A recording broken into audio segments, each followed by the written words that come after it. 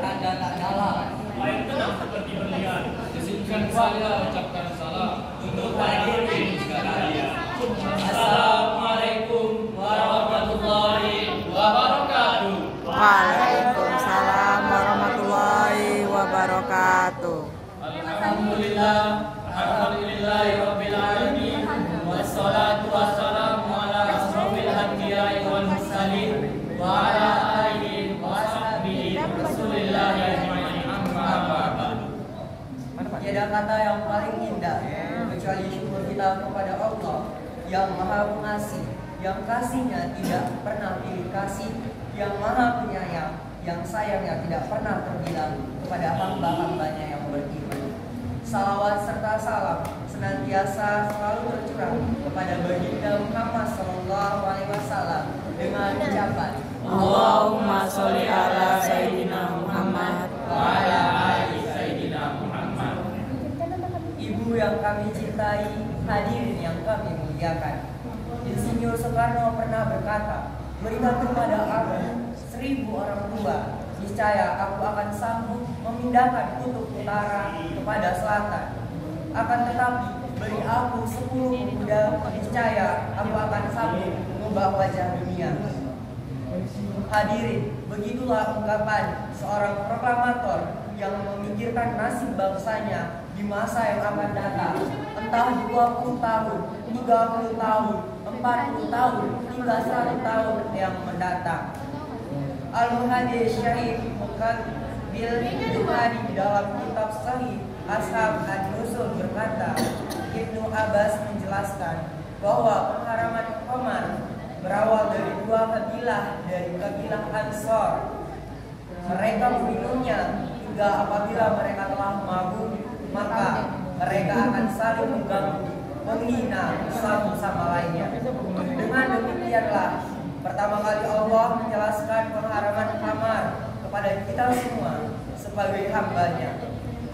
Untuk mengantisipasi penyalahgunaan barang haram tersebut, maka bahaya narkoba bagi remaja adalah tema yang akan kami uraikan pada kesempatan kali ini dengan rujukan dalam Al-Quran Surah Al-Ma'idah ayat 90 yang berbunyi,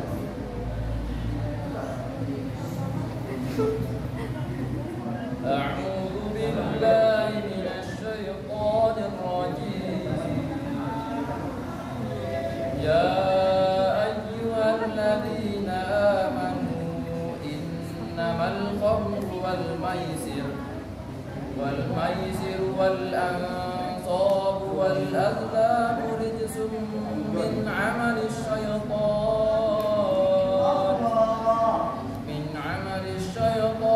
fajtanibuhu la'allakum tuflihun.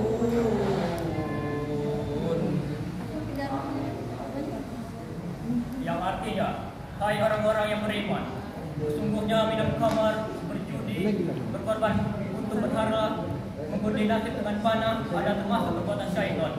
Maka jauhilah perbuatan-perbuatan itu agar kami mendapat keuntungan. Hadirin sebangsa dan setanah air, ayat tersebut mengisyaratkan haramnya khamar. Kita kaji lebih dalam kalimat innama dari segi balaghah merupakan al-qasaidah yang berfungsi untuk menspesifikasikan hal ini, menunjukkan bahwa konsumsi khamar betul-betul merupakan perbuatan yang paling jelek di antara perbuatan syaitan. padahal kita tahu semua perbuatan syaitan itu jelek. Mengkonsumsi khamar lebih jelek di antaranya perbuatan syaitan. Mengapa demikian? Karena khamar baik dalam bentuk serbuk, pil maupun minuman merupakan psikotropic substance, mengandung zat-zat yang merusak jiwa dan mental manusia yang mengkonsumsinya. Dengan mengkonsumsi khamar, orang yang gemuk bisa menjadi kurus kerempeng, apalagi yang sudah cengkih. Dengan mengkonsumsi khamar, akal dan mental akan menjadi rusak. Maka pemuda pecandu narkoba bukan memiliki mental kokoh, tetapi memiliki mental sebagai pengokor. Kemana-mana maunya naik motor, padahal kerjanya molor. Disiplinnya, disiplin hanya waktu dibagi orang. Mental ini hadirin merupakan amal-amal syaitan. Sejeleknya jelek-jeleknya, bahkan lebih buruk dari perbuatan nama syaitan. Oleh karena itu, ayat tersebut mengisyaratkan kepada kita untuk dapat menjauhi perbuatan syaitan agar kamu mendapat keberuntungan. Lalu, bagaimana kalau mengkonsumsi dengan jumlah yang sedikit yang tidak membuat mabuk? Jawabannya terdapat dalam hadis kullu muskirin khamrun wa kullu muskirin haram. Rawahu Abdullah ibn Umar.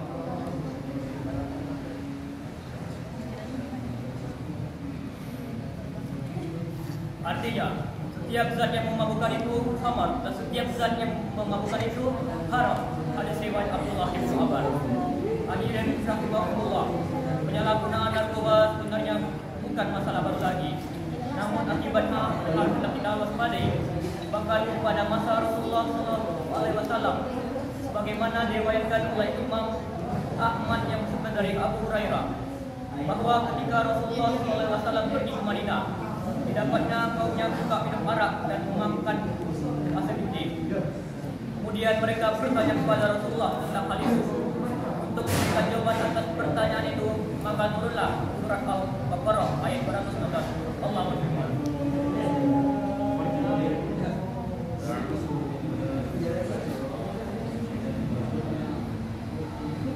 Yas'alunaka 'anil khamri wal maisiri qul fihima ithmun kabir wa manafi'u lin-nasi wa ithmuhuma akbaru min naf'ihima wa yas'alunaka madza yunfiquna qulil 'afwa kadzalika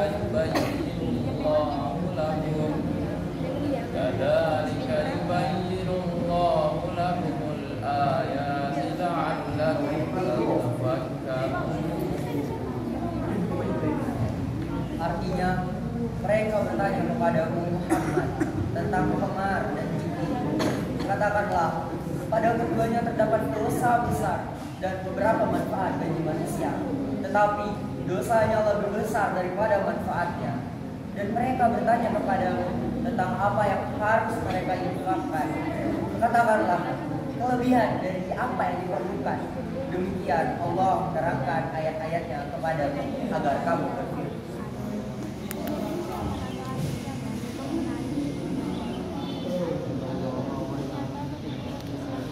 Jemaah Syahril Al-Quran rahimahullah, ayat 219 surah Al-Baqarah ini menunjukkan bukti yang otentik bahwa sejak dulu hingga sekarang minuman keras, judi, dan penyalahgunaan narkoba, kegemaran dan kebanggaan yang senantiasa menegakkan umat, ketiganya nampak seperti bermanfaat, namun hakikatnya aslinya sangat berbahaya dan terlaknat karena tidak hanya mengandung unsur yang memabukkan, tetapi membuat kecandunya ketagihan, kemudian lumpuh serta mati akal, pikiran dan jiwanya. Sedangkan mabuk karena judi membuat selalu penasaran, yang kemudian stres dan gila jiwanya. Lalu terjangkitlah penyakit hubud dunia wa karahiyatul maut, cinta dunia dan takut dengan mati. Oleh karena itu Allah haramkannya. Pendeknya, bentuk apapun narkoba itu merupakan kumpulan dan gabungan racun dan bius pembunuh serta membantai akal pikiran dan jiwa seluruh jenjang generasi, sejak generasi yang gagah berokok sampai ke generasi kakek nenek yang sudah bongkok. Begitulah ganasnya narkoba itu sebagai penyakit masyarakat yang maha bahaya. Oleh karena itu, dalam rangka menanggulangi bahaya, maka harus memutuskan rantai peredaran penyalahgunaan narkoba, mampu menegakkan hukum bagi para pengguna, pengedar, dan prosedur dengan seadil-adilnya, tidak pandang bulu, tak peduli dia rakyat atau pejabat, tak peduli mereka kuli atau polisi, berpangkat tinggi, pengamen, atau bahkan presiden. Hadirin rahimahumullah, pernah diungkapkan oleh salah satu lembaga munafik Amerika, The National Institute of Drugs and Abuse, melaporkan bahwa masyarakat Amerika merupakan rights-oriented sosial. Suatu masyarakat yang berorientasi pada narkotika, alkohol, psikotropika, dan zat adiktif yang dinamakan nafza, sehingga 1 dari 6 pelajar Amerika tenggelam ke dalam penyalahgunaan nafza. Fenomena tersebut telah menjadi epidemik bagi masyarakat Indonesia, terutama bagi kalangan remaja dan pemuda. Profesor Dr. Haji Dadang Dahawari mengatakan 60% masyarakat Indonesia terjerumus ke dalam penyalahgunaan nafza. Tidak sedikit di antaranya adalah anak-anak muda ketika terjerumus ke dalam mabuk-mabukan, tegak whisky, brandy, cutting, bird and lainnya. Sebagainya, tidak sedikit anak-anak muda yang terjerumus kepada budaya telan mereka, IFA, megadon, cimek, teriol, kokain, ekstasi, dan sabu-sabuan. Bahkan tidak sedikit anak muda yang mati di ujung lidahnya hanya 2 kata yang terucap: ganja, morfin, ganja, morfin. Merinding, memohon, memanggil ganja dan morfin sampai dia mati tanpa mati. Nauzubillah. Lalu hadirin, bagaimana generasi muda kalau sudah terjerumus dengan narkoba? Mau dibawa kemana bangsa kita saat ini? Padahal di negeri kita ini sejak tahun 1908 masa kebangkitan nasional sampai menjelang detik-detik proklamasi dikumandangkan para pemuda pendahulu kita. Mereka berjuang menjadi the children of men, istilah Bung Karno menjadi stud leader, bahkan the founding father, pendiri penggerak yang mampu kemerdekaan. Jika tanpa pemuda mustahil republik ini merdeka. Demikian pengakuan Bung Karno yang diabadikan dalam sejarah bangsa.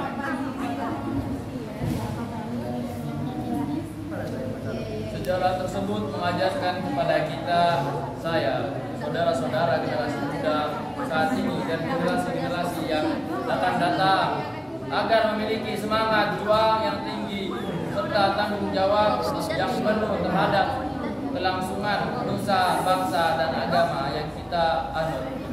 Sebagai al-qadir ila al-yawma sayyidun, the young today is leader tomorrow. Pemuda hari ini adalah jago-jagonya pemimpin di masa yang akan datang. Hadirin sebangsa dan setanah air, demikian mari kita bersama-sama menjaga keutuhan bangsa dengan cara meningkatkan ukhuwah basyariah, ukhuwah watonia, dan ukhuwah Islamiyah untuk mengantisipasi keharaman nafza, miras, dan judi. Insyaallah negara kita akan menjadi negara yang berdaulat thayyiban warabadi ghafur. Mari hadirin semuanya, bersama-sama kita bekerja sama baik dengan aparatur pemerintah, masyarakat, pemuda, dan giat sebagai pelajar untuk memberantas narkoba di bumi Indonesia tercinta, khususnya di daerah kita, yakni Kota Pekanbaru yang berlandaskan iman dan takwa. Demikianlah yang dapat kami sampaikan. Terima kasih atas segala perhatian. Mohon maaf atas segala kekurangan.